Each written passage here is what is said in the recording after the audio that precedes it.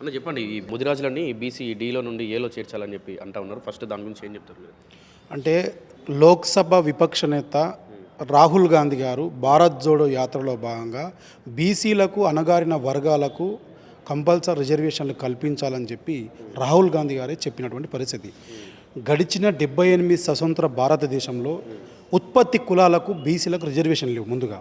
అందులో భాగంగా తెలంగాణ రాష్ట్రంలో ప్రభుత్వ లెక్కల ప్రకారం అత్యధిక జనాభా ఉన్నదని చెప్పి ప్రభుత్వమే చెప్పింది ముదిరాజులకు. అదేవిధంగా గతంలో ముదిరాజులకు న్యాయం చేయాలని చెప్పి రిజర్వేషన్లు ఇవ్వాలి, వీళ్ళు అట్టడుగున ఉన్నారని చెప్పి రాజశేఖర రెడ్డి గారు బీసీడీలో ఏలో చేర్చారు.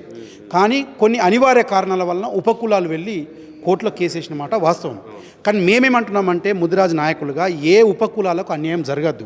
ఎందుకు అన్యాయం జరగద్దు అంటే బీసీడీలో 7% ఉంటుంది, బీసీబీలో 10% ఉంటుంది, బీసీఈలో 4% ఉంటుంది, బీసీసీలో 1%, బీసీఏలో 7%.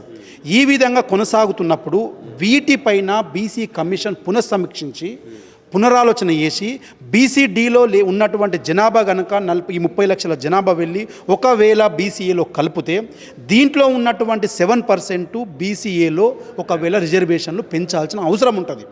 లేదు ఒకవేళ ఉపకులాలకు నిజంగానే అన్యాయం అవుతుంది అనుకున్నప్పుడు మాకంటే ఒక ఎఫ్ అనే క్లాజు పెట్టి ఒక 4% 5% ఇస్తే ఎవరితోటి అన్యాయం కాదు, ఎవరికి ఇబ్బందులు కావు.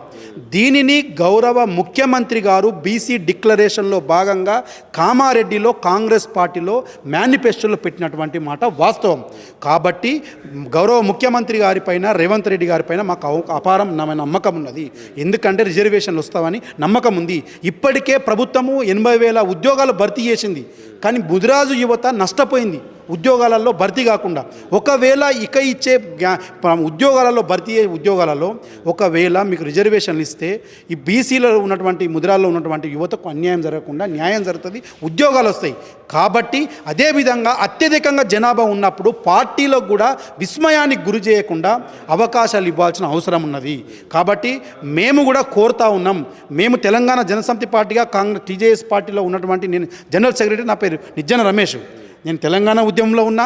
కాబట్టి గౌరవ ముఖ్యమంత్రి గారు రిజర్వేషన్లు ప్రకటిస్తారు, ఆ నమ్మకం ఉన్నది. అటువైపు కార్పొరేషన్ చైర్మన్ బొర్రా జ్ఞానేశ్వర్ ముదిరాజు గారి నేతృత్వంలో మినిస్టరు వాకిటి శ్రీహరణ గారి యొక్క సహకారంతో ఈ రిజర్వేషన్లు సాధిస్తాం.